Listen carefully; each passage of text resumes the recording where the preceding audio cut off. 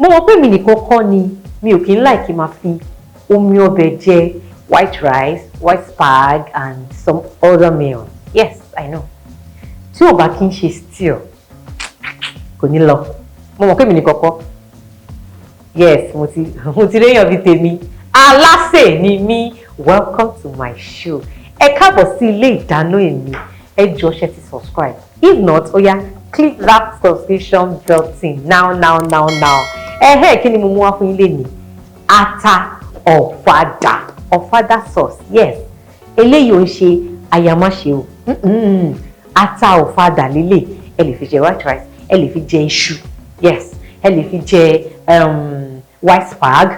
Kí lẹ lè tún fi jẹ? Sometimes white bread, bread gan ẹ lè bú sí, you can book every, ẹ fi kó mi. Bẹ́ẹ̀ ni. So, kí làwọn èròjà tí mo mú wá?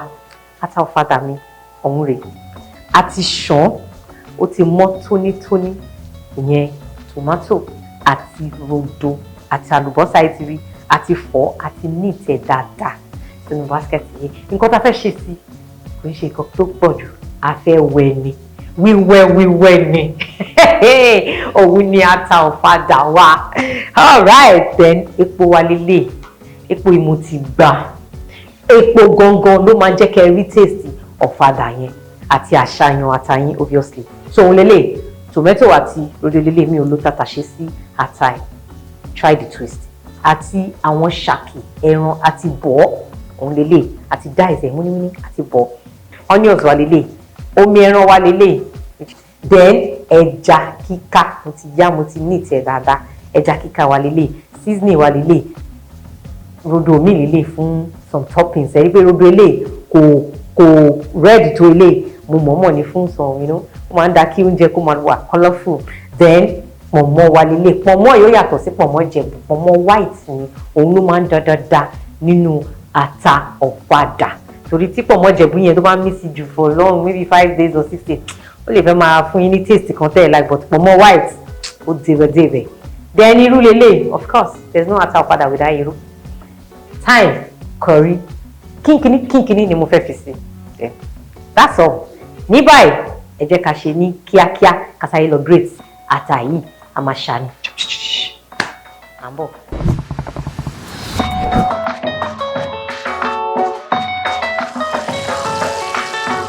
Ní báyìí kí ata wa tó lọ̀ tán, mo fẹ́ dín ẹja kíká yìí àti pọ̀nmọ́ yìí because ó máa ń da taste ẹja kíká yìí ò ní túká yamayama sínú Ata Ofada wa. So òun lélẹ̀. Kò tó kàn wà nínú epo yẹn ò ju àlùbọ́sà lọ. Epo mo fi ń dín, kò ń ṣe òróró.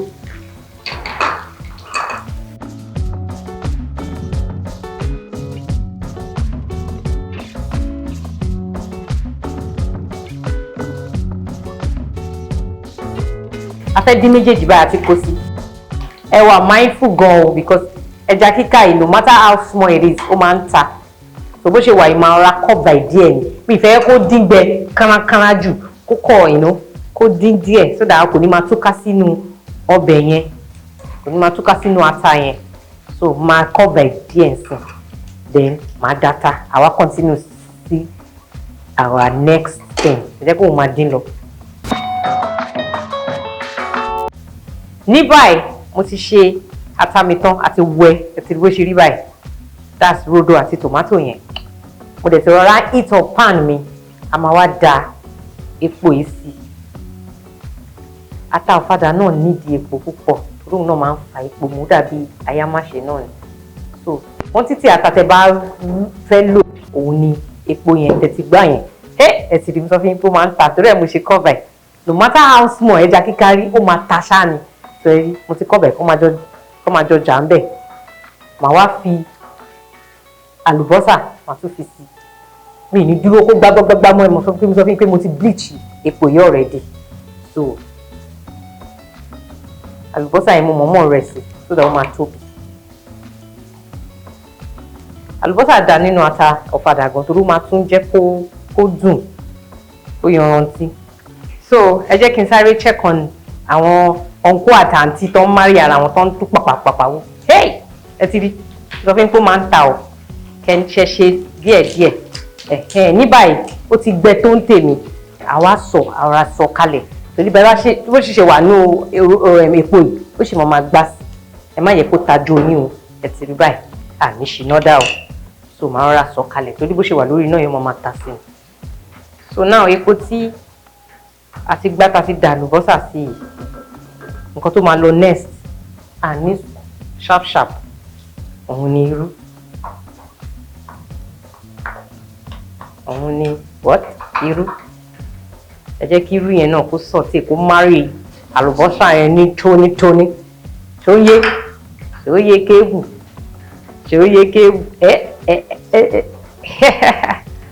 ọmọ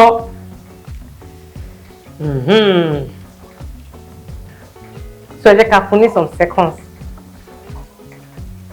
kó tòró síra wọn dáadáa.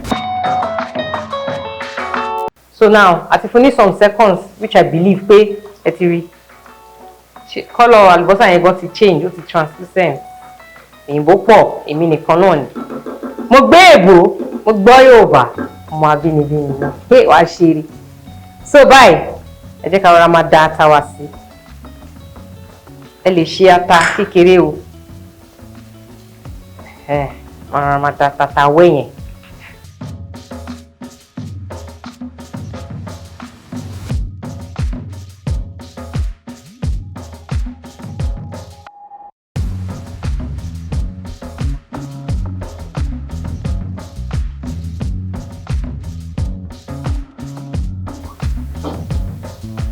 Gbogbo ata wa pátápátá tá ti blend yẹn la dà sínú ẹ̀ so it's a full meal tá fẹ́ ṣe thyme wà lílé ẹ ká wọ́n díẹ̀ sí àwọn kìíní just to add flavour ní ẹ má máa jẹ́ kó máa pọ̀ jù nínú oúnjẹ torí tí ìdíwọ̀n ò bá tẹ́ ẹ̀ bá get ẹ̀ kò rí ẹ̀ ní understand the taste oúnjẹ yín mọ́ so tẹ́ bá mọ̀ pé ẹ fẹ́ lò if need be ẹ jẹ́ kó rọra máa jẹ́ kínkínní tó ti yé yín so iṣẹ́ tí wọ́n ti tán bẹ́ẹ̀ yẹn tó ń yé omi ẹran wa lélẹ̀ tá fi bọ ẹran yìí òun náà ṣe kókó ṣe pàtàkì ẹ̀rí yóò ti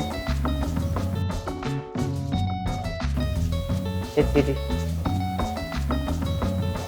omi ẹran wa náà á márí ara wọn so nǹkan tó dé tí ẹ máa fi máa tètè kó nǹkan ata ọ̀fadà sí ni pé so that ó máa tètè máa dín mọ́ra wọn ẹ jẹ́ ká fún ní like 35 minutes yes àti dín ẹ ti rí ojú ẹ̀ ṣe bá ti mọ̀ pé mo ti máa sọ fún mi kẹ bá mọ̀ pé nǹkan ẹ̀mí ọbẹ̀ yín àbáta yín ti dín epo àbóròró àti léfò sórí ẹ̀ so a padà wá I will be right back.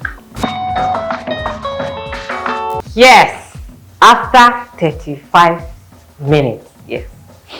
Ẹ ti rí ojú ẹ̀ ó ti ṣọ́kútú wọ̀wọ̀ sọ́kú ní báyìí ó lè try láti máa gbà àwọn kankan mọ́ra kí ló ṣẹlẹ̀ gangan kí ló ṣẹlẹ̀ gangan mímí rèdò rèdò rere mímí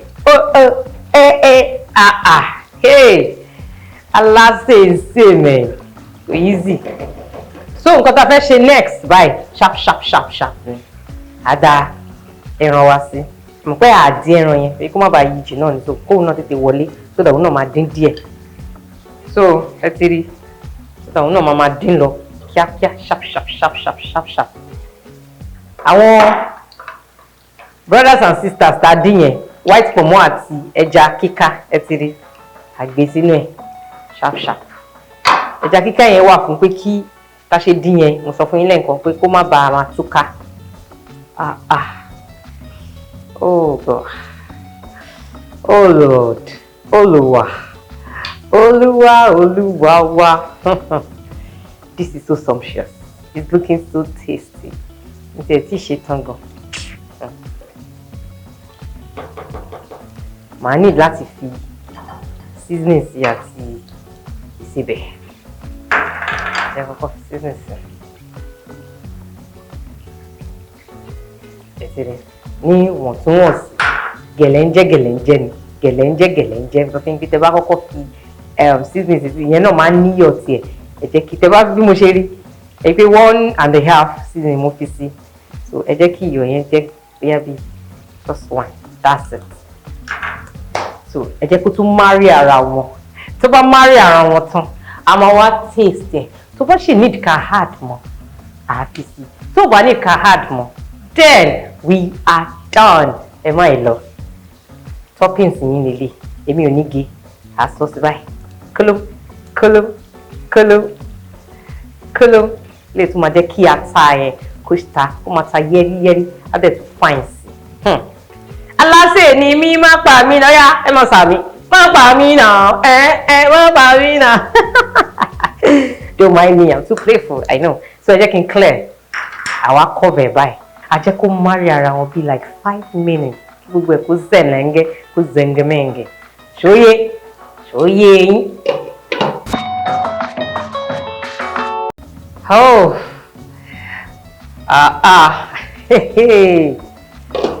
ọmọ lọmọ yẹn o, mo fẹ́ máa rí yẹ, ọmọ tó dùn tó jọ, èmi nìkan kọ́ mò ń jó bí báyìí o, àìsẹ́ sísè, ọlọ́run oúnjẹ gidi, ọmọ oúnjẹ gidi máa ń wú mi lórí, especially tó wẹ́kẹ́ mi mo sè kí ló dé, ẹ wò. Ìyàtọ̀ wà nínú fáìlì àti fàlì ọlọ́run ẹ gbà bẹ́ẹ̀ ó ṣọkútù wọ̀wọ̀ ó ti márì ṣe rí ìyàtọ̀ ẹ̀yin tẹ́ máa ń pe ayamáṣe ní ata ọ̀fadà ìyàtọ̀ ẹ̀ gédégbé ni ayamáṣe a máa ń lo green ata ọ̀fadà red ni òun dẹ̀ rí bó ṣe máa ń yàn àrùn sábà kó nǹkan púpọ̀ síbẹ̀ yẹn lẹ́nu ẹ̀ ti rí ìyàtọ̀ ẹ̀. Ata ọ̀fadà dẹ̀ máa ń pẹ́ dín unlike ayamáṣe ata ọ̀fadà torí pé òun ní tòmátò nínú time tí ata ayamáṣe máa fi ń dín ó máa ń yá ju èyí tí ata ọ̀fadà máa fi ń dín lọ àmọ́ àwọn méjèèjì ẹ gbọ́dọ̀ gba epo ẹ gbọ́dọ̀ gbà so I'm done tó bá jẹ́ ìwọ ni kí ló fẹ́ fi ọbẹ̀ yìí jẹ ọbẹ̀ tó ń ṣọkútù wọ̀wọ̀ yìí ó lè fi jẹ rẹ́sì ó lè fi jẹ ọ̀fadà tó fi orí ẹ̀ sọ̀nà ata ọ̀fadà ó lè fi jẹ ṣu ẹ dẹ̀ lè fi jẹ bread you know dẹ̀ lè fi jẹ white rice so now ẹ jẹ́ n taste ẹ̀ hey Alase Nimi má pa mí náà ó yá ẹ bá mi kọ́ má pa mí náà má pa mí náà look at them they are dancing yes so all join, all perfect. It's all done and atapano. Ní báyìí mo lérò pé ẹ ti kọ́ 1 or 2 things bí a ṣe ń dín ata ọ̀fadà wa.